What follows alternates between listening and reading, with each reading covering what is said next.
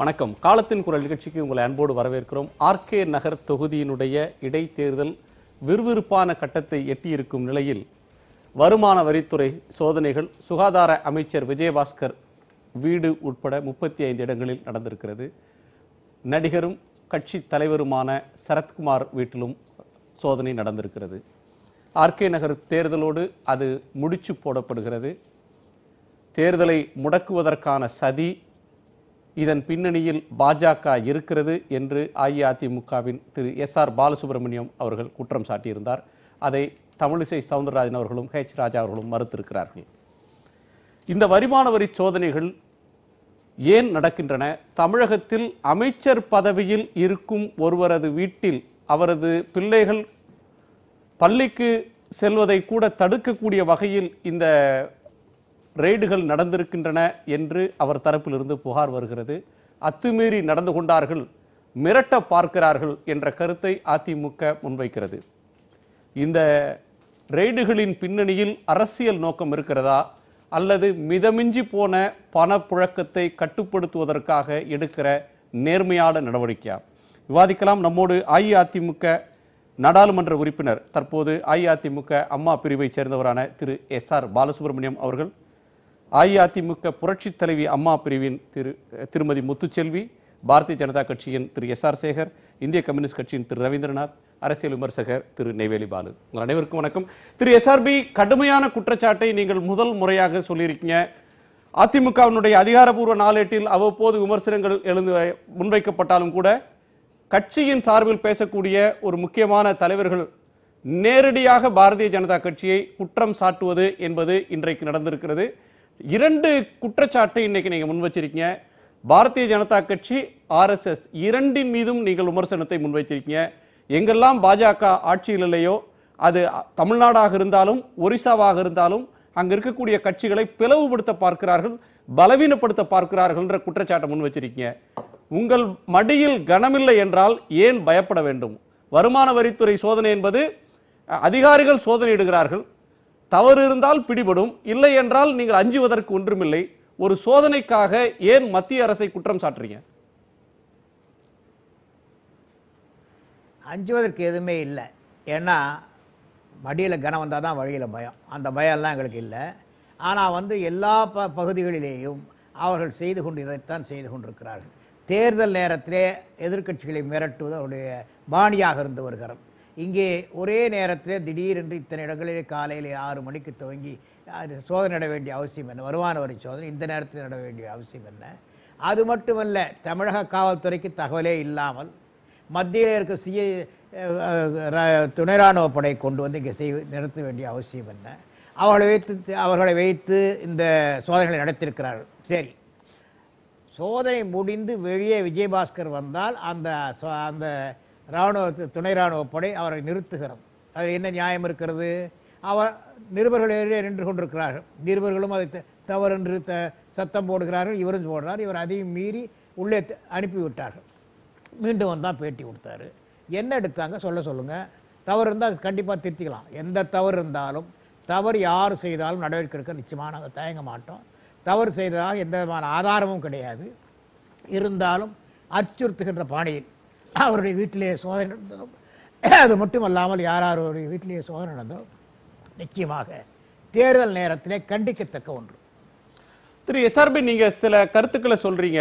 உங்கள்ட்ட நேரடியாக கேட்க வேண்டியது, தமிழக காவல்துறைக்கு தகவலே தெரிவிக்காமன்னு சொல்றீங்க. தமிழகத்தில் அமைச்சர் பொறுப்பில் இருக்கக்கூடிய செல்வாக்கான நபர் ஒருவருடைய வீட்டில், மாண்புமிகு அமைச்சர் வீட்டில் ரெய்டு நடத்தும் போது தமிழக போலீஸுக்கு சொன்னா அவங்க அந்த அதிகாரிகளுக்கு துணையாக இருப்பார்களா? இன்னொன்று, அதிமுக ஆட்சியில் லஞ்ச ஒழிப்பு பிரிவினரால் திமுகவினுடைய முன்னாள் அமைச்சர்கள் வீடுகள்ல, அவர்கள் தொடர்புடையவர்கள் வீடுகள்ல பல இடங்களில் இந்த சோதனை நடத்தப்பட்டதா இல்லையா? ஒரு சோதனை நடக்கிறது அப்படின்றதுனாலேயே அது அச்சுறுத்தல் அப்படின்னு எப்படி சொல்றீங்க? தேர்தல் நேரம் எல்லாரும் கவனம் போற ஆர்கே நகர் இருக்கிறது. கடந்த சில நாட்களாக தொடர்ந்து என்ன நடைபெற்றுக் கொண்டிருக்கிற எல்லாரும் பார்த்து கொண்டுதான் இருக்க. ஏதோ ஒரு வகையில் அச்சுறுத்தல் வந்து கொண்டே இருக்கிறது. இன்னும் சொல்ல போனால் தேர்தல் நடைபெறுமா கேள்வி வருது. அந்த கேள்விக்கு என்ன பதில்? இந்த தேர்தல் நிறுத்த வேண்டும் என்று பலரும் விரும்புகிறார்கள். அந்த முன்பே பாரதிய ஜனதா கட்சியைச் சேர்ந்த மாநில தலைவர் அவர்கள் தேர்தலை நிறுத்த வேண்டும் என்று முன்பே அவர்கள் கோரிக்கை வைத்திருக்கிறார்கள். அது மட்டுமல்ல, போட்டியாளர்களே ஒரு பிரிவினருக்கு தேர்தல் நடக்கக்கூடாது என்கிற ஆசை இருக்கிறது. ஏனென்றால் தேர்தல் நடைபெற்றால் அவர்கள் பாதிக்கப்படுவோம், தங்களுடைய நிலை என்ன என்று வெளியே தெரிந்து விடுவதற்கு அச்சம் அவர்களுக்கு இருக்கிறது. ஆனால் அவர்களும் தேர்தல் நடத்தக்கூடாது நினைக்கிறார்கள். தேர்தல் நடத்தாமல் இருக்கிறதுக்கு ஏதாவது ஆதாரம் கிடைக்குமா என்பதற்காக தான் அந்த சோதனைகள் நடைபெறுவது சந்தேகிக்க வேண்டிய இடத்துல இருக்கிறனால நாங்கள் சந்தேகிக்கிறோம். நிச்சயமாக முகாந்திரமே இல்லை அதற்கு என்று சொல்ல முடியாது. திரு எஸ்.ஆர். சேகர், அச்சுறுத்துவதற்காக இதை செய்கிறீர்கள், இதன் பின்னணியில் பாஜக இருக்கிறதுன்னு அதிமுக பகிரங்கமாக குற்றம் சாட்டுது. இந்த டைமிங், நீங்க விஜயபாஸ்கர் வீட்டில் சோதனையிடுறீங்க, சரத்குமார் வீட்டிலையும் சோதனையிடுறீங்க. சரத்குமார் நேற்றைக்கு தினகரனை சந்தித்து ஆதரவு தெரிவித்தார், அதனால் சோதனை என்றால் பன்னீர்செல்வத்தை சந்தித்த ஜி.கே. வாசன் அவர் வீட்டில் ஏன் ரைட் நடக்கல அப்படின்ற கேள்வியை தினகரனும் எழுப்புகிறார், சரத்குமாரும் எழுப்புறார். இந்த ரெண்டு விஷயம், ஒன்று எஸ்ஆர்பி அவர்கள் மந்திரியாக இருந்திருக்கிறார்கள், அது மட்டும் இல்லை பிஎம்ஓ ஆஃபீஸில் மினிஸ்டர் ஆஃப் பர்சனலாக இருந்திருக்கிறார். அவருடைய ஸ்டேட்மெண்ட்டில் லோக்கல் போலீஸுக்கு சொல்லாமல் மத்திய மத்திய படை வந்தது என்று சொல்லுவது வேடிக்கையாக இருக்கிறது. அதுக்கு நீங்களே பதில் சொல்லிட்டீங்க. மாநில அமைச்சர் இப்பயே மத்திய படை வந்த பிறகு கூட அதை மதிக்காமல் 3 அமைச்சர்கள் அந்த வீட்டுக்குள்ளார போய் அடாவடி செய்திருக்கிறார்கள். ஏன்னா சாதாரணமாக ஐடி ரெய்டு வருகின்ற போது உள்ள யாரையும் அனுமதிக்கிறது இல்லை. அதே மாதிரியாக அவர்களை வெளியே அது என்ன அடாவடி? அவங்க குழந்தைகள் 2 குழந்தைகள் இருக்கு, பள்ளிக்கூடத்துக்கு போறாங்கன்னா போங்கன்னு அவங்களை அனுப்பிச்சு வைக்க வேண்டியது. பள்ளிக்கூடத்துக்கு போகின்ற குழந்தையை தடுப்பதற்கு சட்டம் இல்லை. ஆனால் பள்ளிக்கூடத்துக்கு அந்த குழந்தையை அவர்கள் போவதற்கு தடுத்தார்களா என்பதுதான் அமைச்சர் குற்றம். அவருடைய ஸ்டேட்மெண்ட்டை மட்டும்தான் நம்ம எடுத்திருக்கோம். ஏன்னா உள்ள இருக்கிற அதிகாரிகளுடைய ஸ்டேட்மெண்ட், அங்க இருக்கிற பெண் அதிகாரிகளை இவர்கள் ஹராஸ் செய்தார்கள் என்று அவர்கள் போலீஸ்ல புகார் கொடுப்பதற்கு தயாராக இருக்கிறார்கள். அது ஊடகங்களில் இப்போ வந்திருக்கிறது. ஆக இது இந்த குழந்தையை தடுத்திருந்தால் சட்டப்படி தவறு, தடுத்தார்களா என்று தெரியாது இன்னும். ஏன்னா இவர் மிகவும் ஆவேசப்பட்டு உணர்ச்சி வசப்பட்டு ஸ்டேட்மெண்ட் கொடுக்கிறார் விஜயபாஸ்கர் வெளியே வந்து. எனவே சரத்குமாரும் சொல்றாரு, என் மனைவி குளித்துக் கொண்டிருந்த போது குளியலறையை கதவை தட்டுறாங்க, ஆகவே நான் கதவை திறக்காவிட்டால் உடைப்பேன்னு சொல்லி மிரட்டுறாங்க. அதற்கு தான் என்ன சொல்கிறேன், இவர்களுடைய இந்த ஸ்டேட்மெண்ட் சரியா இல்ல என்பதை விவாதத்துக்குரியது. காரணம், தன்னுடைய ரசிகர்கள் எல்லாம் தன் கட்சிக்காரர்களை எல்லாம் வீட்டு முன்னாலே திரட்டி அந்த சட்டத்தை செயல்படுத்துகின்ற அந்த குரூப்புக்கு அதிகாரிகளுக்கு மிரட்டல் விடுப்பது, அவர்களோடு மோதுவது, அவர்களோடு கைகலப்பு செய்வது என்பதை செய்திருக்கிறார்கள். டைமிங் தான் இப்ப ரெய்டு பண்றப்ப டைமிங் தான் பிரச்சனை. ஏன் இந்த நேரத்தை தேர்ந்தெடுக்கிறீங்க? பிரச்சாரத்தை முடக்க பாக்குறீங்க. இந்த 2 குற்றச்சாட்டை முன்வைக்கிறாங்க. சரத்குமாருடைய நேரடியான குற்றச்சாட்டு, என்னுடைய பிரச்சாரத்தை தடுக்க பார்க்கிறார்கள். தினகரன் முன்வைத்திருக்கக்கூடிய குற்றச்சாட்டு, எங்கள் அணிக்கு களங்கம் விளைவிக்கிறதுக்கு நாங்க ஏதோ பெரிதாக பணம் செலவு செய்யறோம் அப்படின்னு அங்க பிடித்தார்கள். இப்ப அதிகாரப்பூர்வமற்ற வகையில ஐடி அதிகாரிகள் தகவல்களை கசிய விடுறாங்க. அங்க அவ்வளவு பிடிச்சோம், இங்க அவ்வளவு பிடிச்சோம். அதிகாரப்பூர்வமா எந்த செய்தி குறிப்பையும் அவங்க தர்றதில்லை. தலைமைச் செயலாளர் அலுவலகத்தில் ரெய்ட் நடந்தப்ப கூட 4 வரி ஸ்டேட்மெண்ட் கூட அவங்க தரல. இல்லை, இப்போ நான் குணாவுக்கு ஒரு விஷயத்தை சொல்கிறேன். இந்த டைமிங் ஏன் இப்படின்னு சொன்னீங்க. இப்போது சாதாரணமான ஐடி ரெய்டு என்பது அதற்கு முன்னால் இன்வெஸ்டிகேஷன் ப்ராசஸ்ஸு, அந்த வாரண்ட், இவைகளோட சர்ச், இவைகளெல்லாம் செய்து முடித்து ஒரு 10 நாட்களுக்கு பிறகு தான் செய்ய முடியும். During elections, associating income tax investigation during elections அப்படிங்கிற இந்த தீர்ப்பை சுப்ரீம் கோர்ட்டு ஆர்டர் 2012 ஜூலையில் கொடுத்துருக்கிறது. அதனுடைய பிரகாரம் ஃப்ளையிங் ஸ்குவாட் அவற்றுக்கும் ஸ்டாட்டிக் சர்வைலன்ஸ் டீம் எஸ்எஸ்டி இந்த 2க்கும் ஒரு வண்டியிலேயோ ஒரு கொடியையோ அல்லது ஏதோ ஒரு சாதனங்களையோ அல்லது சாராயம், மது போன்றவையோ அல்லது விளம்பர பொருட்களையோ 10,000 ரூபாய் ஒர்த்தாக இருந்தால் கூட அதை தடுத்து நிறுத்தி விசாரிக்க முடியும். அப்புறம் ஒரு வீட்டுக்குள்ளே போய் சாதாரண இன்கம் டேக்ஸ் ஆக்டில் 2 லட்சம் ரூபாய்க்கு மேலே வச்சிருந்தா தான் கேட்க முடியும். ஆனால் இந்த எலெக்ஷன் நேரத்தில் 50,000 ரூபாய்க்கு கூட அன்அக்கவுண்டடாக சஸ்பீஷியஸ் மணியாக இருந்தால் அதை கேள்வி கேட்க முடியும். ஆர்கே நகர் தொகுதியிலயா இல்ல வேற எந்த இந்தியாவில் எந்த ஊர் வீட்டில் வச்சிருந்தாலும் கேட்பீங்களா? இந்த தேர்தல் நேரத்தில் ஆர்கே நகர் தொகுதிக்குள்ள மட்டும் கேட்பீங்களா? இல்ல, ஒரு விஷயத்தை புதுக்கோட்டையில விஜயபாஸ்கர் வீட்டுல ஒரு 10 லட்சம் ரூபாய் பணம் வச்சிருக்காருன்னு வச்சுக்கோங்க, அதுக்கும் கேட்பீங்களா? இல்ல, இப்ப நீங்க கேட்கின்ற கேள்வி உணர்வு பூர்வமாக இருக்கிறத தவிர உண்மை பூர்வமாக இல்ல. இப்போது உணர்வு எல்லாம் ஒண்ணு இல்ல, உணர்வு இருக்கு. இல்ல, நீங்க ஆவேசமா கேக்குறீங்க. நான் சொல்றேன் பதில். ஆவேசம் ஒண்ணு இல்ல. இந்த நான் சிரிச்சுட்டே கேக்குறேன். டைமிங் தான் பிரச்சனை. டைமிங் பிரச்சனை இல்லைங்கிற. ஏன்னா இந்த தொகுதிக்கு வெளியே ஒரு லாட்ஜில், அந்த லாட்ஜ் பல ஊடகங்களில் குறிப்பிடப்பட்டிருக்கிறது, அந்த லாட்ஜில் வைத்து தொடர்ந்து கடந்த 10 நாட்களாக பணப்பரிமாற்றம் நடந்து வந்திருக்கிறது. பணப்பரிமாற்றத்தை பற்றிய கம்ப்ளைண்ட் எலெக்ஷன் கமிஷனுக்கு போயிருக்கிறது. எலெக்ஷன் கமிஷன் அதை நோட் பண்ணி அது வந்து இன்கம் டாக்ஸுக்கு கொடுத்திருக்கிறது. கொடுத்ததனுடைய அடிப்படையில் அந்த ஆதாரபூர்வ என்ன சார் சம்பந்தம்? சார், இது எல்லாமே வந்து தேர்தல் நேரத்தில் இப்படி செய்யப்பட்ட விஷயத்தை இன்கம் டாக்ஸ் மட்டுமே ரெய்டு செய்யப்படும். ஒரு கட்சி மட்டும் குறிவைக்கப்படுகிறது. இப்ப தேர்தல் நேரத்தில் யாரு மேல குற்றச்சாட்டுகள் சொல்லப்பட்டு ஆதாரங்கள் இருக்கிறது அவனை தானே பிடிக்க முடியும். 10 பேர் திருடும் போது கிடைக்கிறவனை தானே பிடிக்க முடியும். மற்றவர்கள் ஆதாரம் இல்லாத இருப்பவர்கள் என்ன பண்ணுவீங்க நீங்க? இப்ப மற்றவர்கள் இதே செய்கிறார்கள். சொல்லக்கூடிய கருத்து திரு எஸ்ஆர்பி அவர்களோ அல்லது அதிமுக அம்மா பிரிவினர் சொல்லக்கூடிய கருத்து என்னன்னா, அதிமுக பிளவுபட்டிருக்கக்கூடிய நேரத்தில் ஒரு பிரிவினர், குறிப்பாக பன்னீர்செல்வம் தரப்புக்கு ஆதரவாக பாஜக செயல்படுகிறது, அவர்களுடைய தூண்டுதல்ல தான் நீங்க இதை செய்யறீங்க, மத்திய அரசு செய்கிறதுன்னு நேரடியா குற்றம் சாட்டுறாங்க. 2 விஷயத்தை மட்டும் சொல்லிடுறேன். பன்னீர்செல்வம் வந்து எந்த லாட்ஜில் எங்க இருந்து பணம் கொடுக்குறாருங்கிற ஏதாவது ஒரு சின்ன ஹிண்ட் கொடுங்க, அதையும் வந்து நம்ம இதை விட்டு ரைடு பண்ண விடுவோம்.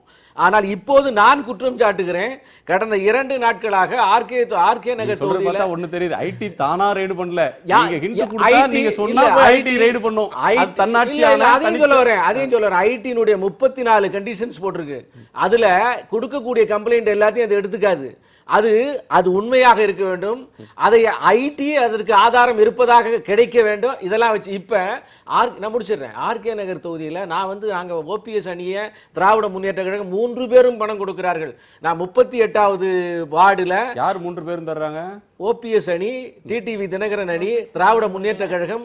இந்த 3 பேருமே நான் கண்கூடாக என்னுடைய ஆர்கே நகர் தொகுதியில் கடந்த 2 நாட்களாக வீடுகளிலே எழுதி வைத்திருக்கிறார்கள். மும்முனை தாக்குதல் இருக்கு. மும்முனையாக கொடுக்கிறார்கள். இதுல என்னன்னா இவங்க அட்வான்ஸ் அமௌண்ட் டோக்கன் கொடுத்து வைத்திருக்கிறார்கள். திமுக மிகப்பெரிய அளவில் எப்படி இவங்க 2 பேரையும் கவுண்டர் பண்ணி நாம் அதிகமாக கொடுத்து ஓட்டை பெற வேண்டும் என்று தீர்மான நிலையில் இருக்கிறார்கள். அவர்கள் ஏற்கனவே மிகப்பெரிய பணப்பட்டுவாடை செய்து விட்டார்கள்.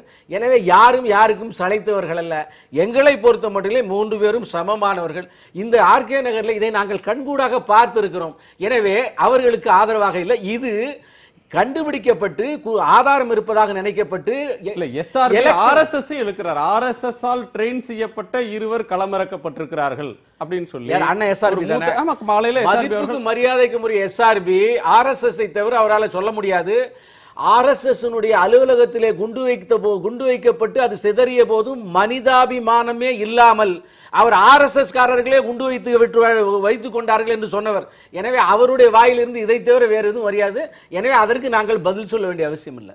திரு எஸ்ஆர்பி, அதிமுக 2 பிரிவாக இருக்கிற நேரத்தில் அதுல யார் ஜெயித்தாலும் பிஜேபிக்கு ஒன்றும் இல்லை, எங்களை பொறுத்தவரையிலும் இதுல பிரச்சனை எங்களுக்கு ஒன்றும் இல்லைன்னு பிஜேபி சொல்றப்ப, உங்க கட்சியில நடக்கிற ஒரு பிரச்சனைக்கு மற்ற அமைப்புகளை குற்றம் சாட்டுவது என்பது சரியா?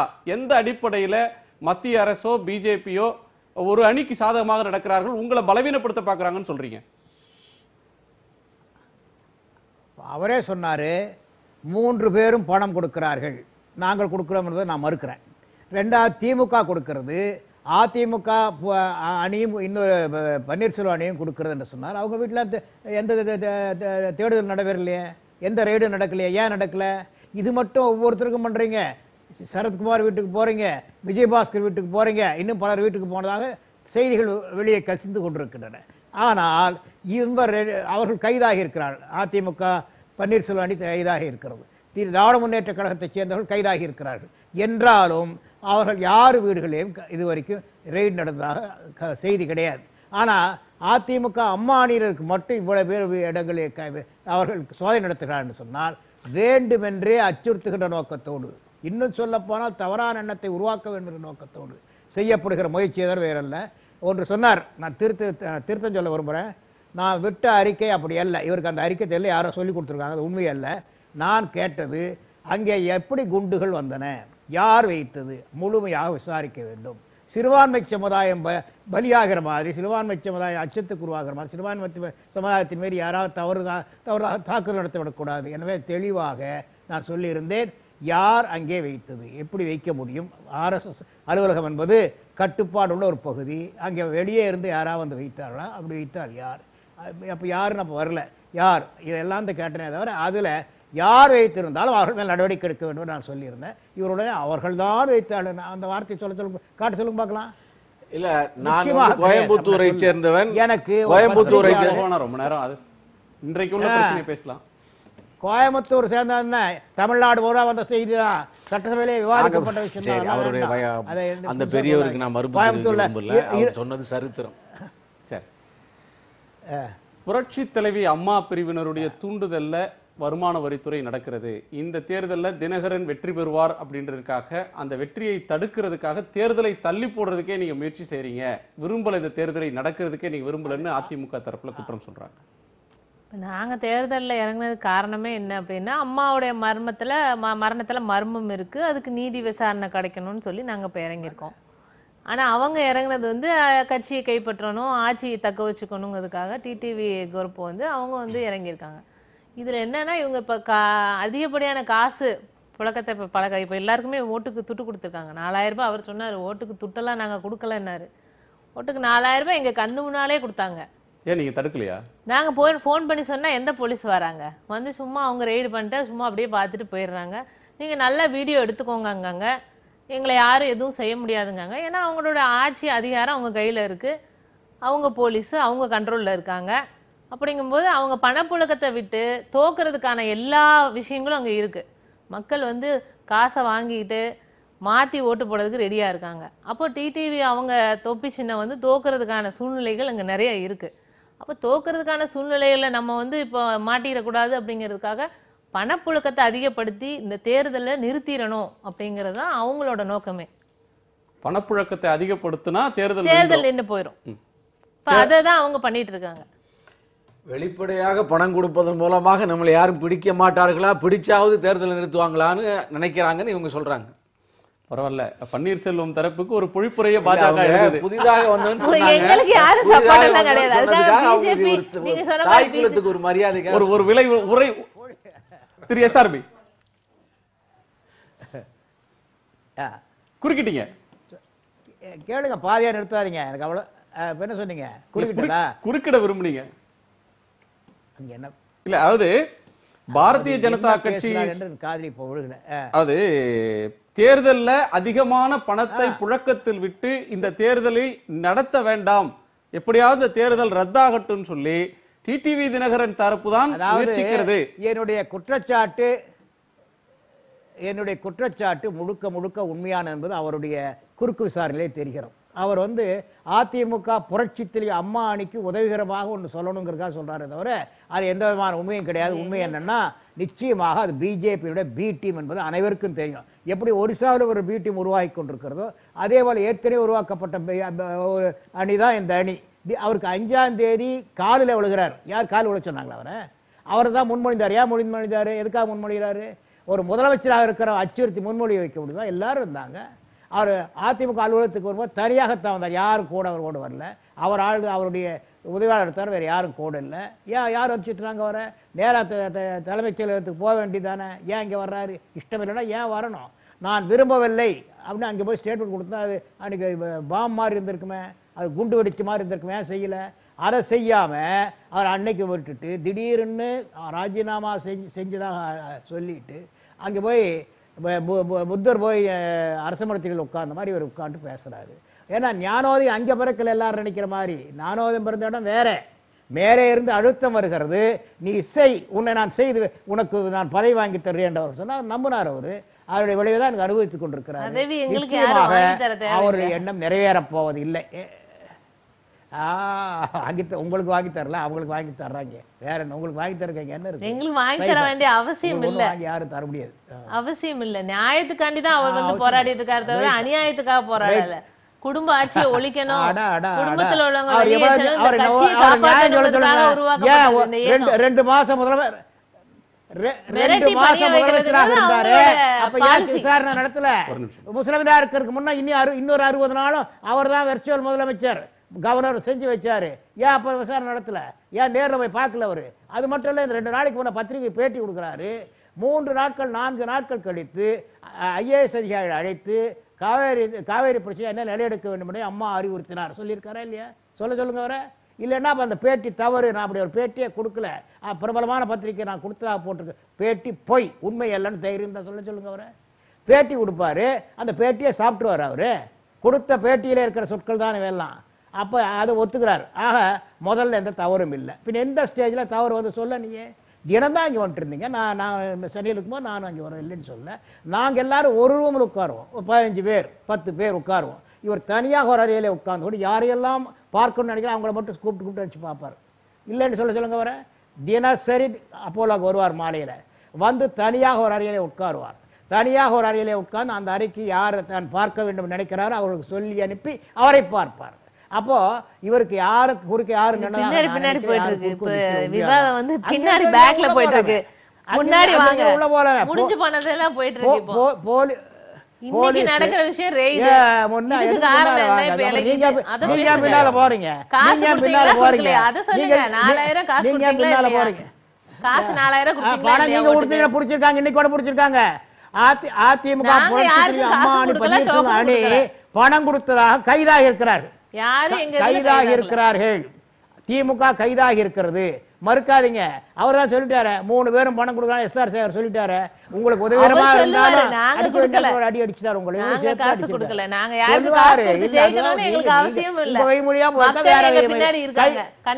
கை வேற கை மூலமா போயிருக்கும். கை உங்க பின்னால எந்த மக்களும் இல்லைங்கிறதா உண்மை. அது விட்டுருங்க, அது எலெக்ஷன் முடிஞ்ச பிறகு தெரிஞ்சிரும். மக்கள் யார் பின்னாடி இருக்காங்க எலெக்ஷன் முடிஞ்ச பிறகு தெரிஞ்சிரும். அது பாத்துக்கலாம், அது பார்க்கலாம். அப்புறம் ஏன் இந்த பறக்குறீங்க? எப்படியா ஆபாசத்துடைய எல்லைக்கு போயிட்டு இருக்கிறீங்க.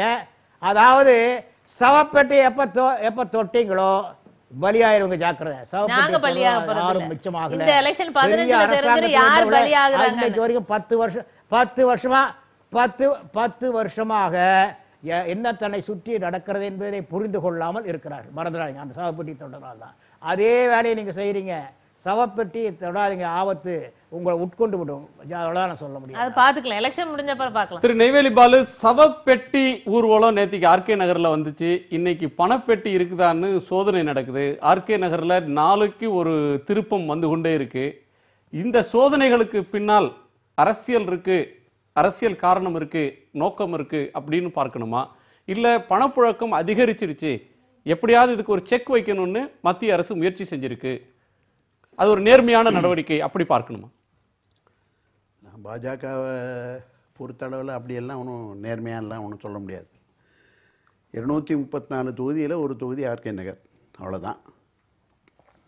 இது எப்படி நடக்குதுன்னா 33 அமைச்சர்களும் அங்கே இருக்காங்க. அப்படி ஒரு தொகுதி. நாளைக்கு ஒரு 3 ஆஃபீஸரை வந்து மாற்றுறாங்க, அதிகாரிகளை மாற்றுறாங்க. 3 ஆஃபீஸரை மேலேருந்து கொண்டு வராங்க, டெல்லியிலேருந்து. 100 இராணுவ பிரிவுகளை கொண்டு வர போகிறோம்னு சொல்லி அது ஒரு பக்கம் சொல்கிறாங்க. இதெல்லாம் எதை காட்டுகிறது?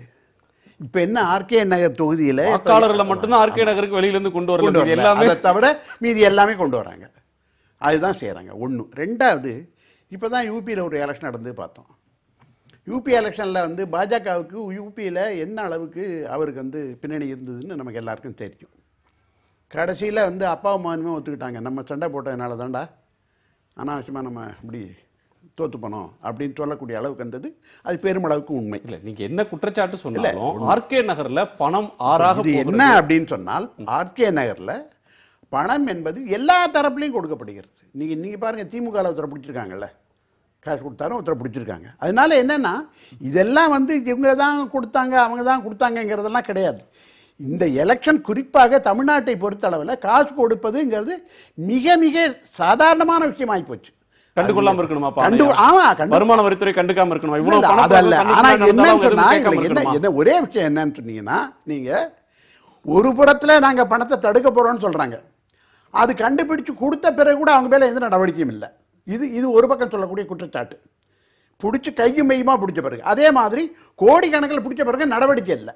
இப்போ நான் இதை வந்து பழைய அரவக்குறிச்சி தஞ்சாவூரோட ஒப்பிட்டு பார்க்குறேன். அரவக்குறிச்சி தஞ்சாவூரில் ஏன் வந்து எலெக்ஷனை கவுண்டர் பேன் பண்ணாங்க? அங்கே வந்து பணப்புழக்கம் அதிகமாக இருக்கிறது என்று தான் இந்த எலெக்ஷனே தடை பண்ணாங்க, நிறுத்தினாங்க. இப்போ நான் என்ன கேட்குறேன்னா, இங்கே இந்த அளவுக்கு பணம் வருது, எங்கே எலெக்ஷனை கவுண்டர் பேன் பண்ணுங்க. அது தேர்தல் ஆணையம் எடுக்க வேண்டிய காலம். அதைத்தான் சொல்கிறேன். ஏன் தேர்தல் ஆணையம் அதை சொல்லலை?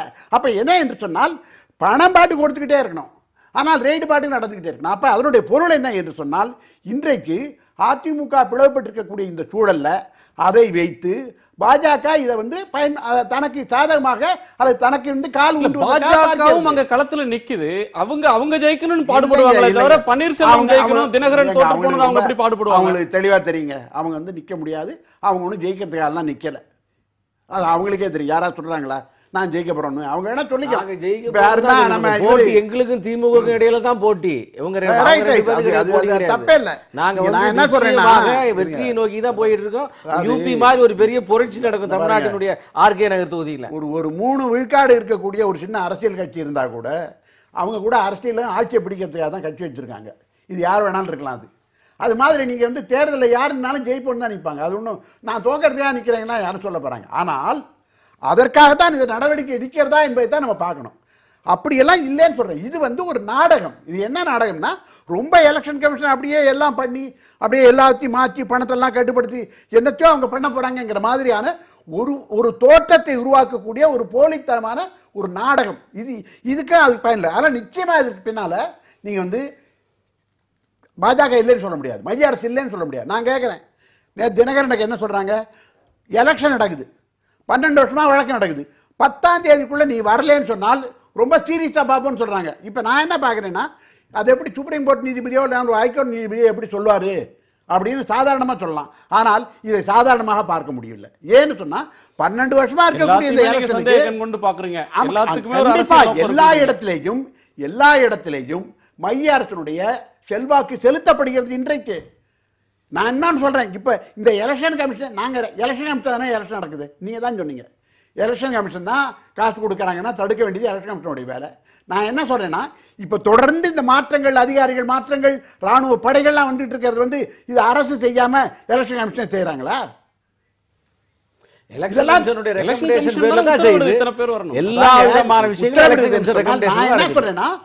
ஒரு 234 தொகுதியில ஒரு ஆர்கே நகர்ங்கிற ஒரு சட்டமன்ற தொகுதிக்காக இவ்வளவு தூரம் ஆர்ப்பாட்டமும் மாற்றங்களும் செய்ய வேண்டிய தேவை என்ன என்று செலக்டிவா இருக்கு நடவடிக்கைன்னு நீங்க ஒரு குற்றச்சாட்டை முன்வைக்கிறீங்க. எல்லாத்துக்குமே கருவியாக எல்லாருமே கருவியா இருக்கிறாங்க, மத்திய அரசு தான் இயக்குதுன்ற ஒரு குற்றச்சாட்டையும் சொல்றீங்க. அதற்கான விடையை ஒரு இடைவேளைக்கு பிறகு கேட்கிறேன். நீங்க கொஞ்சம் பொறுத்தரணும். ஒரு சிறு இடைவேளைக்கு பிறகு காலத்தின் குரல் தொடரும்.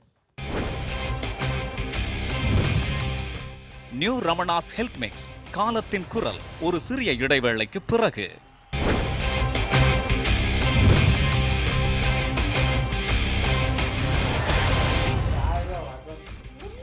காலத்தின் குரல் தொடர்கிறது. திரு எஸ்.ஆர். சேகர், மிரட்ட பார்க்குறீங்க, தேர்தல் நேரத்தில் எங்களை நிலைகுலைய செய்ய பார்க்குறீங்க, மத்திய அரசு மிரட்டுகிறது, எங்களை கலங்கப்படுத்தி இந்த தேர்தல் நேரத்தில் எங்களுக்கு கெட்ட பேர் ஏற்படுத்த பார்க்குறீங்க, வெற்றியை தடுக்க பார்க்குறீங்க அப்படின்லாம் அதிமுக பிஜேபியின் மீது அடுக்கடுக்கான புகாரை சொல்லுது.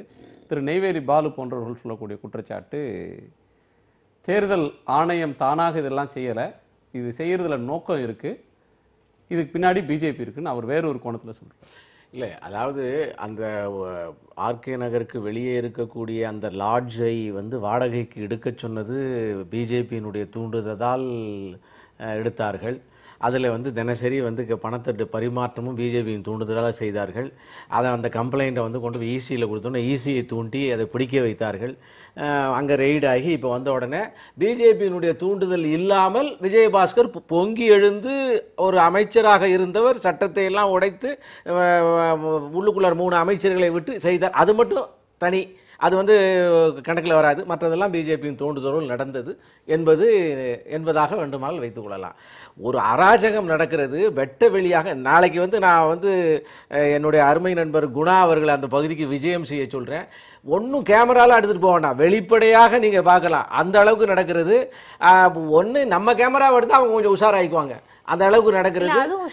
அதனால வீடுகளிலே டிடிவி பாக்ஸ் போட்டு நம்பர் போட்டு எல்லாம் போட்டிருக்காங்க. அதே மாதிரி இவங்களும் ஓபிஎஸ்ன்னு போட்டிருக்காங்க.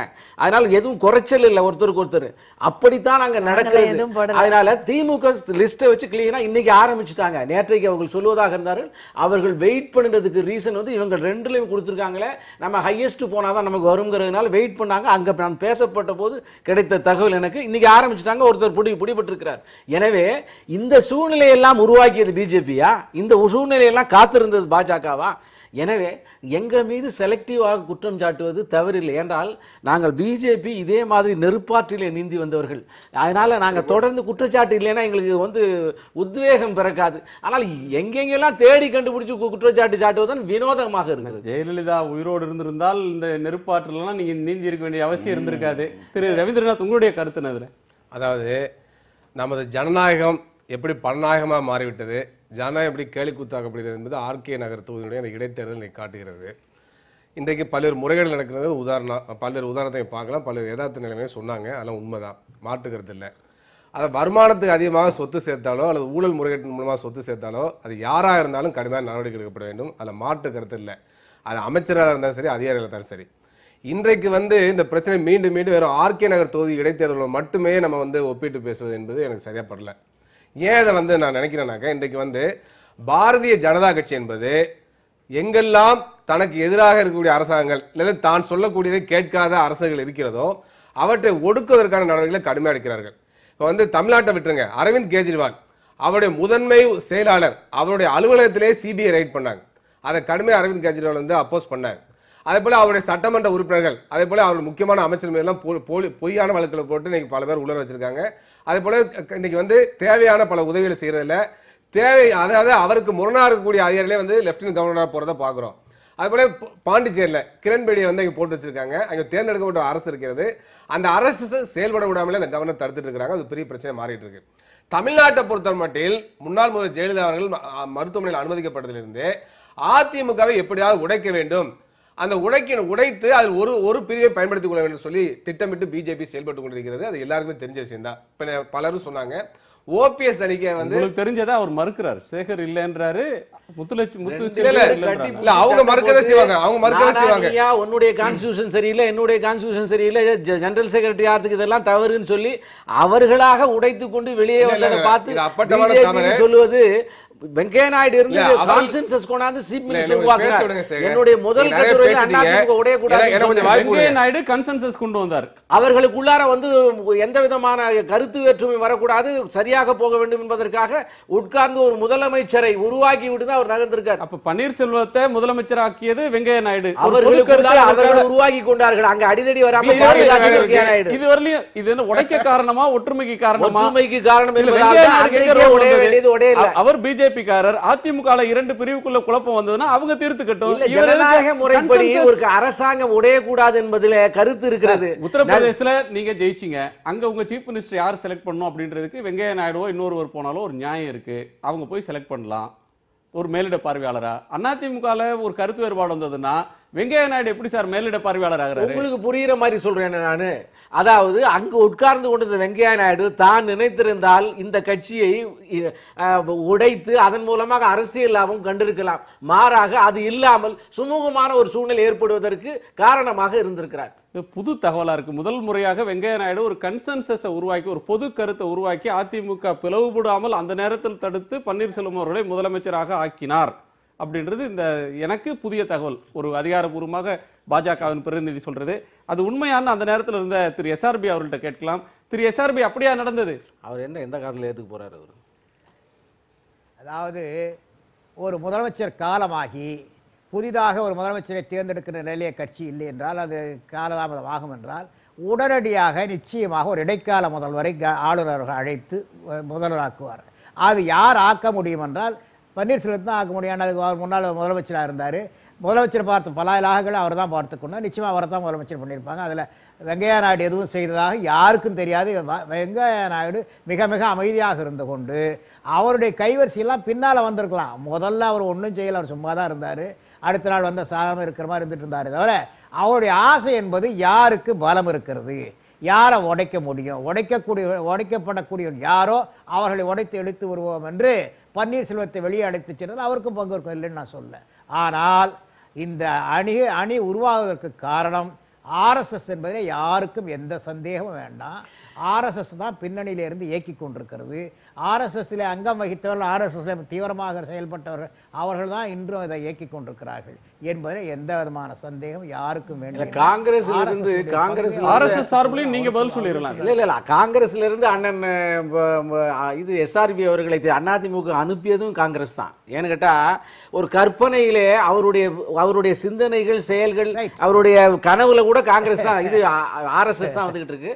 எனவே அவருடைய RSS பயத்துக்கு நான் பதில் சொல்ல முடியாது. நான் 50 RSS கண்டு மிரண்டு போயிருக்கிற அவருக்கு நான் ஒன்னாலும் பயப்படல.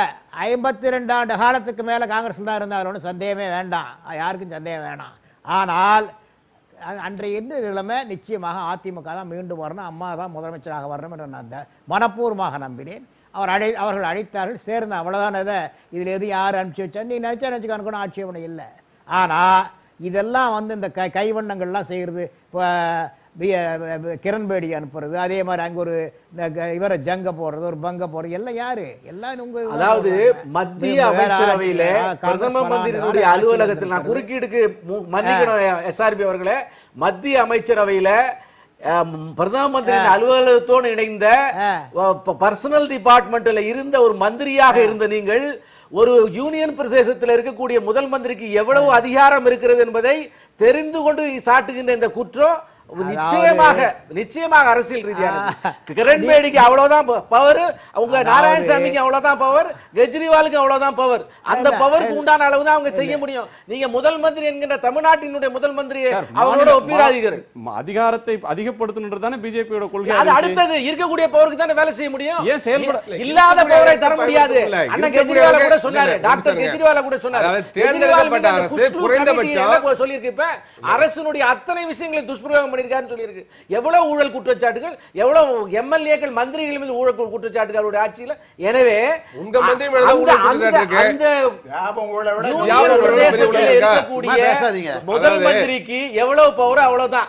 அதை வந்து திடீர்னு எப்படி மாற்ற முடியும்? இனிமேல் மாற்றி வேணால் முதல் மந்திரியுடைய சிபிஐ பயன்படுத்துது, காவல்துறை பயன்படுத்துது, வருமான வரித்துறை பயன்படுத்துது, இது போன்ற எல்லா துறைகளையும் பயன்படுத்தி தனக்கு எதிராக இருக்கக்கூடிய தான் எதிராக நினைக்கக்கூடிய அரசியல் கட்சிகளை முடக்குவது, அவர்களை ஒழிப்பது என்பதை பாரதிய ஜனதா ஆகவே கடைபிடித்துக் கொண்டிருக்கிறது. பணம் கொடுக்கவில்லை என்று சொல்லுகிறார். சொல்லவில்லை. அப்ப அதுதான் பணம் கொடுத்தாலும் பணம் கொடுக்க சொல்லிட்டாங்களே. ஜனநாயக கேலிக்கூத்தா மாற்றப்பட்டது, பணமாக மாற்றப்பட்டது சொல்லாதீங்க. இந்திய கம்யூனிஸ்ட் கட்சி எங்க பேரு. கட்சி பேரே எப்படி பாரதிய தினகரனுடைய பணம் கொடுத்த பட்டுவாடாவை ஆதரிக்கிறது அல்லது நாங்க ஆதரிக்கலங்க, கண்டிக்கிறோம். நம்ம வந்து ரைட் பண்ண வேண்டாம்னு சொல்றீங்களே. நாங்க ரைட் பண்ண வேண்டாம்னு சொல்ல. அதாவது இல்ல ஒரு நிமிஷம், அது முறையில வந்து வாத முறையே இல்ல, அப்படி எல்லாம் பேசக்கூடாது. அதுக்கு அடுத்த கருத்து அரசியல பேசுங்க. இல்ல தனிப்பட்ட முறையில எல்லாம் பேசாதீங்க. இல்ல அப்ப இதுக்கு வேற என்ன அர்த்தம்? அப்படி பேசக்கூடாது. எங்க நாங்க ஆதரிச்சோம்? வேண்டுமென்றே செய்யப்படுதுன்னா என்ன அர்த்தம்? நிச்சயமாக இந்த நேரத்தில் இந்த சூழல் செய்யப்படுது. அரசியல் உள்நோக்கம் இருக்கிறது, அரசியல் உள்நோக்கம் இருக்கிறதா சொல்ல வருகிறேன். மிக முக்கியமான வெளியில வருது. மிக முக்கியமான தமிழ்நாட்டுல தமிழக அரசு நீட் நுழைவுத்திலிருந்து தமிழக அரசுடைய கட்டுப்பாடு உள்ள மருத்துவ கல்வியிடங்களை விலக்க வேண்டும் சொல்லி கடுமையான போராட்டம் நடத்தி கொண்டிருக்கிறது. தமிழக சட்டமன்றத்தில் அதற்காக 2 சட்டங்கள் நிறைவேற்றப்பட்டிருக்கிறது. தொடர்ந்து பாத்தீங்கன்னா நம்முடைய முதலமைச்சர் பார்த்திருக்காங்க, அதுக்கப்புறம் அமைச்சர்கள் அதிகாரி தொடர்ந்து 2-3 தடவை பார்த்துட்டாங்க. கஜினி படையெடுப்பு மாதிரி பண்ணிட்டு இருக்காங்க, மீண்டும் போவதற்கான முயற்சிகளை பண்ணிட்டு இருக்காங்க. இதுவரை அதற்கு குடியரசுடைய ஒப்புதலை பெற்றுத்தரவில்லை. தமிழக மக்களுடைய ஒட்டுமொத்த உணர்வாக தமிழக சட்டமன்றத்தில் ஏகமானதாக அந்த சட்டங்கள் அந்த மசோதா நிறைவேற்றப்பட்டது. என்ன சார் சம்பந்தம் இருக்கு? ஏன்னு சொன்னால் இன்றைக்கு தமிழ்நாட்டில் இருக்கக்கூடிய அந்த உயர் அதிகாரிகளை மிரட்டினால் நிச்சயமாக அவர் பயப்படுறான்னு கருதுறாங்க.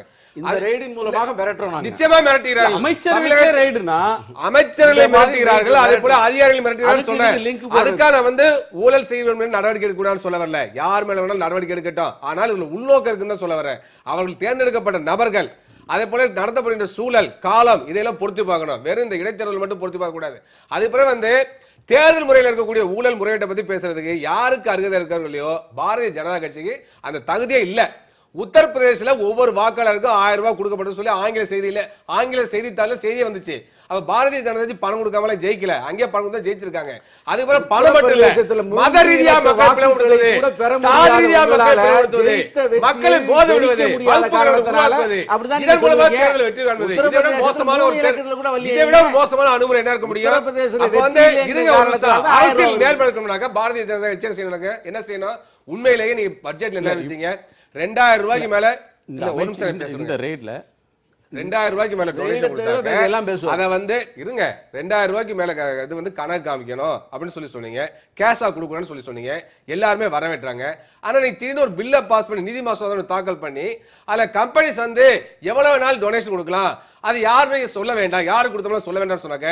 இதை விட வந்து மோசமான முறைகேடு என்ன இருக்க முடியும்? இல்ல அது கடுமையான விமர்சனத்தை சந்திச்சுக்கிட்டு இல்ல அதுதான் சொல்றேன். அப்படிப்பட்ட அரசியல் கட்சிக்கு இதை பத்தி பேசுறதுக்கு வந்து என்ன அருகதை இருக்கு, என்ன தகுதி இருக்கு? அதனால நான் டிடிவி தினகரனுக்கு இவர்கள் ஆதரவு நான் ஆதரவே சொல்ல. யார் செஞ்சாலும் தப்புன்னு சொல்றேன். தினகரன் தவறு செஞ்சா நீங்க நடவடிக்கை எடுங்க. ஊழலை நடவடிக்கை எடுங்க. கைது செய்யுங்க. வருமானத்தை அதிகமா சொத்து சேர்த்தா அதை வந்து அரசு பரிந்துரை செய்யுங்க. என்ன அர்த்தம் இதுக்கு பேரு? இல்ல அதுக்காக உங்களுக்கு நியாயப்படுத்த முடியாது. உங்களுடைய அரசியல் குடும்பத்தை நியாயப்படுத்த முடியாது. மாநில அரசியலை மிரட்டுவதை நியாயப்படுத்த முடியாது. மாநில அரசு அதிகாரிகளை மிரட்டுவதை நியாயப்படுத்த முடியாது. அது நீங்க ரைட் பண்ண கான்டெக்ஸ்ட்ல சந்தேகம் இல்லையே, இருக்கு அப்படின்னு context சொன்னாலே இல்லையே. தேர்தல் நேரத்தில் இதை செய்யலாம் என்று அரசியல் சட்டத்துல இது சுப்ரீம் உங்க கோர்ட் ஸ்டேட்மென்ட் செஞ்சீங்களா? 5 மாநில தேர்தல் நடந்துச்சு. அங்க செஞ்சாங்களா? எத்தனை ரைடு விடப்பட்டது சொல்லுங்க. அதனுடைய அடிப்படையில தான் இது செய்யப்பட்டிருக்கிறது. சாதாரணமா இதை செய்ய முடியாத வண்டியில கொண்டு போற 10,000 ரூபாய் கூட கணக்கு கொடுக்கணும்னு இருக்கு. எனவே இதை செய்தால் இது உள்நோக்கம் இருக்கிறது. பிஜேபி யாருக்கு ரைட் பண்ணுங்கறாங்க இவங்க? எத்தனை பேர் நினைக்கிறாங்க ரைட் பண்ண முடியாத நீங்க பட்டியல் காமிங்க முதல்ல. அது செய்ய முடியுமா உங்களால? சொல்ல முடியுமா உங்களால? இவர் தலைமைச் செயலாளராக இருந்த தலைமைச் செயலாளர் பதவியில் இருக்கும் போதே ராம்மோகன் ராவ் வீட்டில் ரைட் நடந்தது. அப்போ மத்திய படையில வைத்து தலைமைச் செயலகத்துக்கே போனாங்க. அப்ப யூனியன் மினிஸ்டர் நிர்மலா சீதாராமன் அவர்கள் பத்திரிகையாளர்களுக்கு சொன்ன கருத்து, income tax department had acted on the basis of specific information before raiding Chief Secretary's home and office.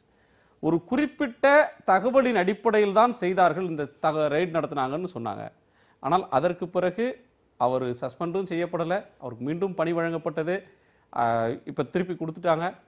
ஆனால் ஐடியிலிருந்து அவர்கிட்ட என்ன ரெக்கவர் பண்ணோம், ஏன் அவர் வீட்டுக்கு போனோம், ஏன் தலைமைச் செயலகத்துக்கு ஒரு ரெய்டுக்கு போனோம், என்ன அங்கே கண்டறிந்தோம், என்ன வழக்கு அதன் மீது போடப்பட்டது அப்படின்னு எந்த அதிகாரப்பூர்வமான குறிப்பையும் தரல.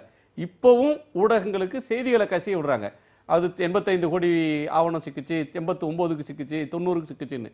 அது எவ்வளவு சிக்கினாலும் அவர்கள் வழக்கமாக முன்னாடி இருந்தது ஒரு ஜவுளி கடையில் ரைடு போனால் கூட இந்தந்த இடத்துல நாங்கள் ரைடு பண்ணோம், இன்னும் ஆவணங்களை பறிமுதல் செய்தோம், இது தொடர்பாக வழக்கு பதிவு செய்யப்பட்டிருக்கு, புலன் விசாரணை இருக்குன்னு. ஆனால் இப்போது எதையும் சொல்லாமல் ஸ்பெசிஃபிக் இன்ஃபர்மேஷனில் நாங்கள் ரைடு பண்ணோம்னு சொன்னாங்க. அப்படியான எந்த ஸ்பெசிஃபிக் இன்ஃபர்மேஷனும் அதுக்கு பிறகு எதுவுமே சொல்லலை. அப்போ இந்த சந்தேகங்கள் வரத்தானே செய்யும். இல்லை, அந்த நேரத்தில் விவாதிக்கப்பட்ட விஷயங்களில் அவருடைய மகன் வந்து ரெட்டியோடு சம்பந்தப்பட்டிருக்கிறார் என்று சொல்லி அதனுடைய காரணமாக இவருடைய ஆதாரங்கள் இங்கே இருந்ததுனால இங்கே வந்தோன்னு சொல்லப்பட்டது.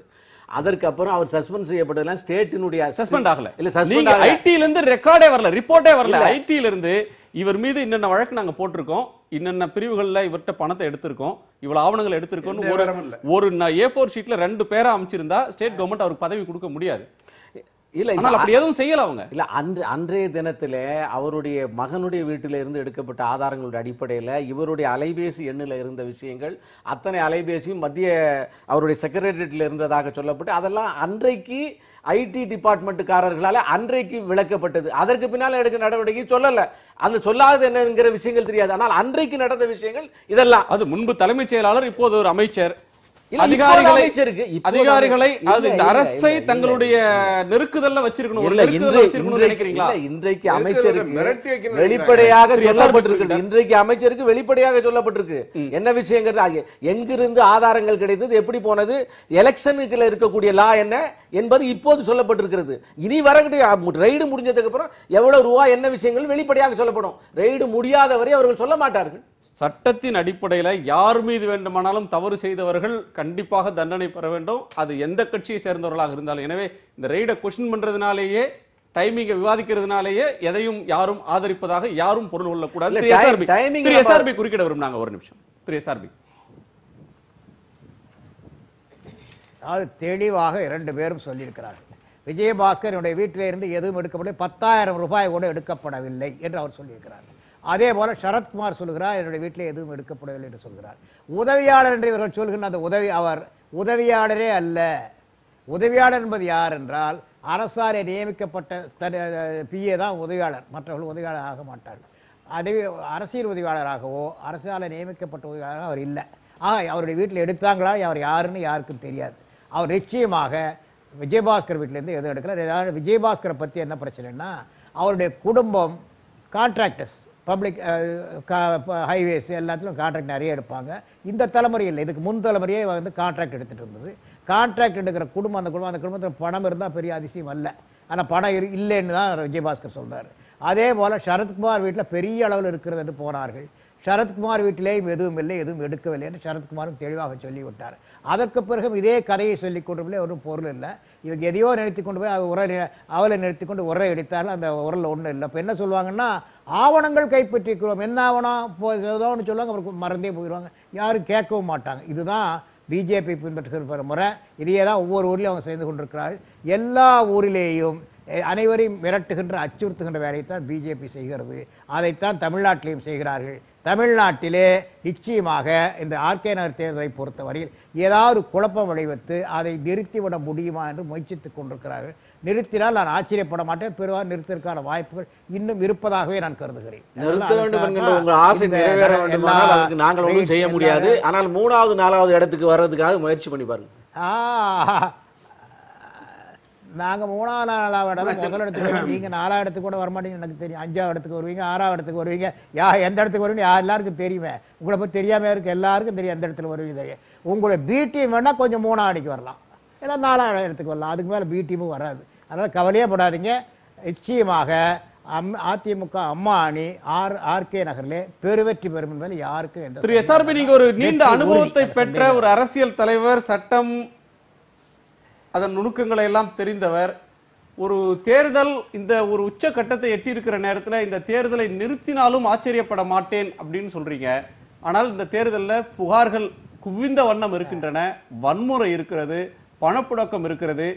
இதை விட குறைவான புகார்களை கொண்டு குவித்துக் கொண்டிருப்பது, இதை விட குறைவான புகார்கள் இருந்த தஞ்சாவூர் எதற்கென்றால் அதற்கான முகாந்திரம் நடவடிக்கை எடு என்று சொல்வதற்கான முகாந்திரமே தவிர அந்த புகார்களை கொடுப்பவர்களே பணம் விநியோகித்துக் கொண்டிருப்பதாக பிஜேபியே சொல்லுகிறது. திமுக கொடுக்கிறது, கைதாக இருக்கிறது. முந்தா நாள் கைதானார், இன்றும் கைதாக, நேற்று கைதாக இருக்கிறார்கள்.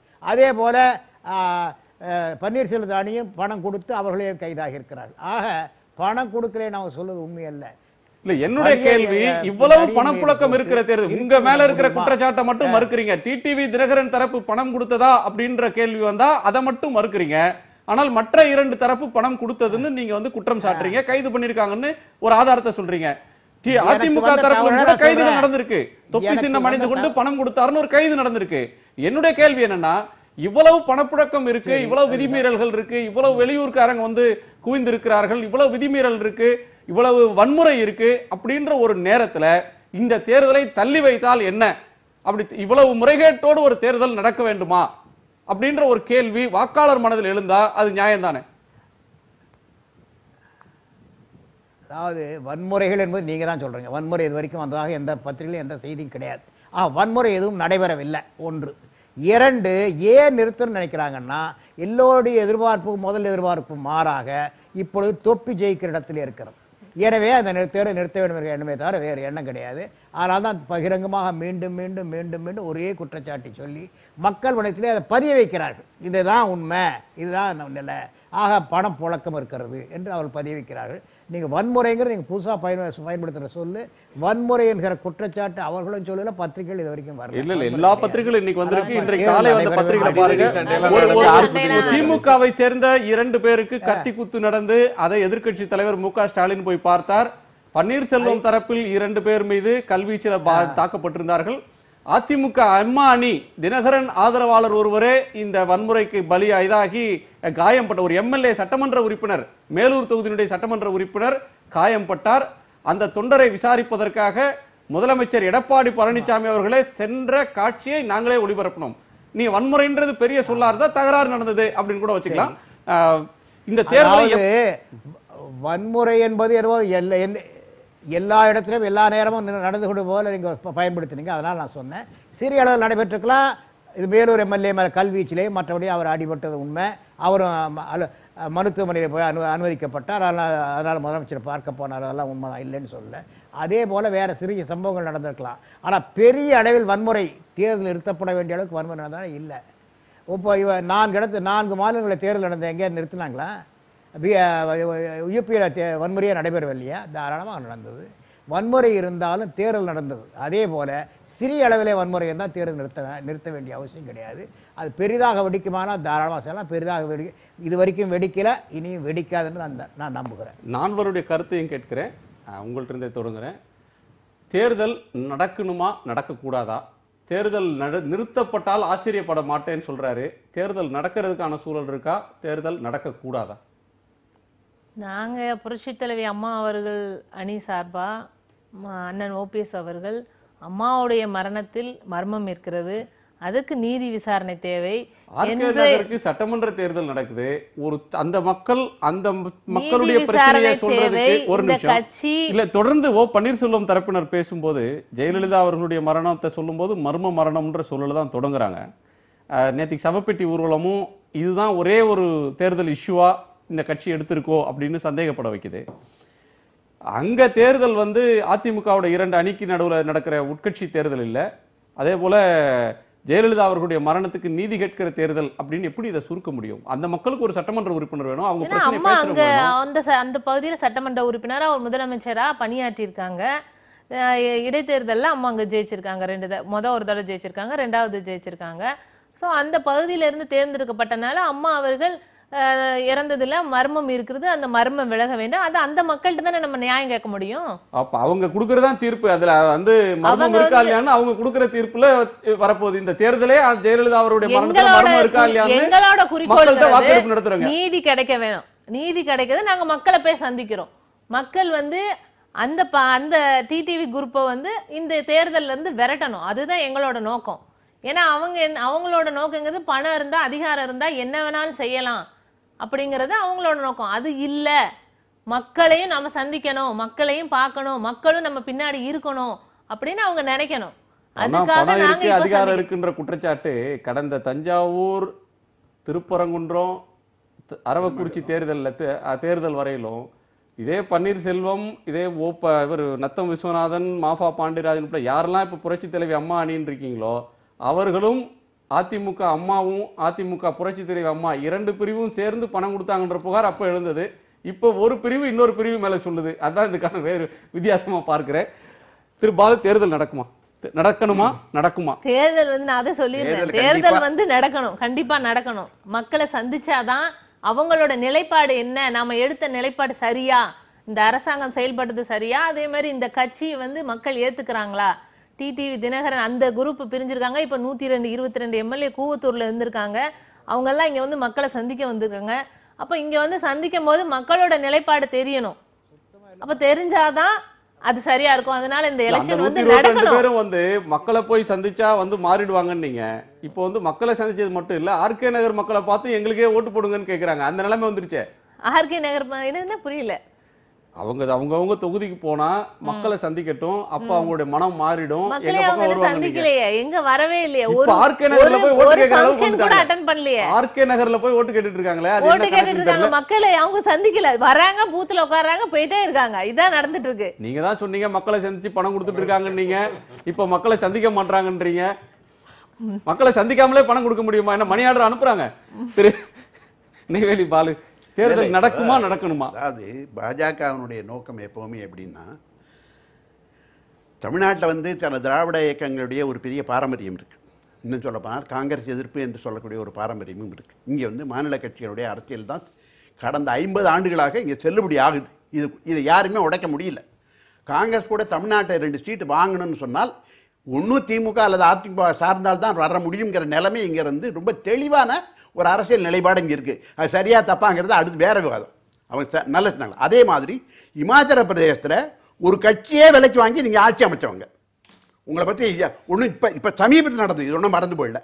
அதே மாதிரி கர்நாடகாவை பொறுத்தளவில் ரெட்டி பிரதர்ஸ் எடியூரப்பா காலத்தில் நீங்க நடத்தாத ஒரு கரப்ஷன் உலகத்திலே கிடையாது. ஆர்கே நகருக்கு வந்துருவோம். இல்லை, அதுதான் சொல்றேன். எதுக்கு சொல்றேன்னு சொன்னால், பாஜகவுடைய திட்டம் என்னன்னு சொன்னால், நேரடியாக அரசியலாக மக்களை கன்வின்ஸ் பண்ணி அங்கே அவங்க செல்வாக்கை பெற முடியாத இடத்துல அதிகாரத்தை பயன்படுத்துவார்கள், வருமான வரியை பயன்படுத்துவார்கள், எப்படி அதிகாரிகளை மிரட்டுவார்கள், அல்ல இராணுவத்தை கொண்டு வருவார்கள், என்ன வேண்டுமானாலும் செய்வார்கள், ஜாதியை கிளப்புவார்கள், மதத்தை கிளப்புவார்கள்.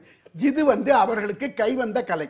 ஆர்கே நகர்ல தேர்தல் நடக்கணுமா, நிறுத்தப்படணுமா? கண்டிப்பாக தேர்தல் நடைபெற வேண்டும். அதை இப்படியெல்லாம் சொல்லி அது நிறுத்தக்கூடாது. அங்க தேர்தல் நடைபெற வேண்டும். தேர்தல் கமிஷன் பாரதிய ஜனதா கட்சியுடைய மத்திய அரசுடைய கைப்பாக செயல்படாமல் தேர்தலை நேர்மையாக நடத்துவதற்கு முயற்சி செய்ய வேண்டும்.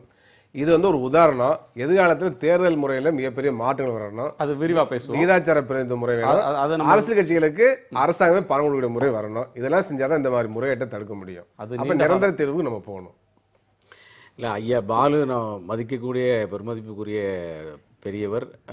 அவருடைய சிந்தனைகளோடு நம்ம சிந்தனை ஒத்துப்போகாது. ஆனாலும் கூட ஒரு பகுதியிலே நடைபெறக்கூடிய பணம் கொடுத்து வாக்காளர்களை விலைக்கு வாங்க வேண்டும் என்கின்ற மிகப்பெரிய ஜனநாயக சீரழிவை பாஜக சுட்டி காண்கிற காரணத்தினாலே அதை நியாயப்படுத்துகின்ற அளவிற்கு போய்விட்டது மிகப்பெரிய துரதிருஷ்டம்.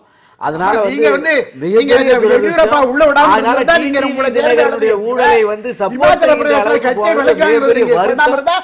ஊழலை அவருக்கு மரியாதை கொடுத்து நான் பதில் சொல்வதற்கு தயாராக இல்லை. இப்ப இந்த தேர்தல் மக்கள் பணம் வாங்குவது மிகப்பெரிய வருத்தகரமான விஷயம். அரசியல் கட்சி கொடுப்பது அதை விட அசிங்கம், ஜனநாயக அசிங்கம். இது இந்த அசிங்கம் வாக்காளராக ஒரு கட்சியினுடைய ஒரு பொறுப்பாளராக இதை கண்ணால பார்த்த பிறகு நம்மால ஏற்றுக்கொள்ள முடியவில்லை. எனவே இதை எவ்வளவோ கட்டுப்படுத்துவதற்கான முயற்சிகள் எல்லாம் நடக்கிறது. ஆனாலும் கூட தேர்தல் நியாயமான முறையிலே நடைபெற வேண்டும். அப்போதுதான் நிச்சயமாக ஊழல்வாதிகள் இதிலிருந்து அகற்றப்படுவார். தேர்தல் நடக்கிறது, வேட்பாளர் யாரோ ஒரு வேட்பாளர் வெற்றி பெறுகிறார், ஒரு கட்சி வெற்றி பெறுகிறது. ஆனால் ஜனநாயகம் தோற்று போகிறது. தோற்கிறதா இல்லையாங்கிறது தெரியும். உண்மையிலே ஜனநாயகத்தை நேசிப்பவர்கள், ஜனநாயகத்துக்கு ஆதரவாளர்கள் கங்கை அமரன் ஓட்டு போட்டுருவாங்க. அப்படிங்க நாங்க சொன்னா அதை நீங்க ஏத்துக்க போறது இல்லை. மக்கள் சொன்னாதான் ஏத்துப்பீங்க. மக்கள் சொல்லுவார். மக்கள் சொல்லட்டும், அன்னைக்கு நம்ம பார்க்கலாம். திரு எஸ்ஆர்பிகளுடைய நிறைவு கருத்து. அதாவது பல மணித்துளிகளாக என்ன நீங்கள் யாரெல்லாம் என்ன பேசுறீங்கன்னா காதுக்கு வரல. இப்போ 2 நிமிடமாக தான் நீங்கள் பேசுகிற காதுக்கு வருது. இப்போ தான் வந்திருக்குது. என்றாலும் நான் சொல்லுகிறேன், எந்த காரணத்தை கொண்டும் தேர்தல் நிறுத்தப்படக்கூடாது, தேர்தல் நடைபெற வேண்டும் என்பதுதான் என்னுடைய கருத்து. இப்பொழுது மீண்டும் நீங்கள் பேசுகிறத கேட்க, நான் பேசுகிற உங்களுக்கு கேட்குன்னு நினைக்கிறேன். ஆனால் தேர்தல் கண்டிப்பாக நடைபெற வேண்டும், தேர்தல் நிறுத்தக்கூடாது என்பது நான் தெளிவாக கூறிக்கொள்கிறேன். நன்றி உங்கள் ஐவருக்கும். மீண்டும் சந்திப்போம். இது காலத்தின் குரல். திக்கெட்டும் பரவட்டும்.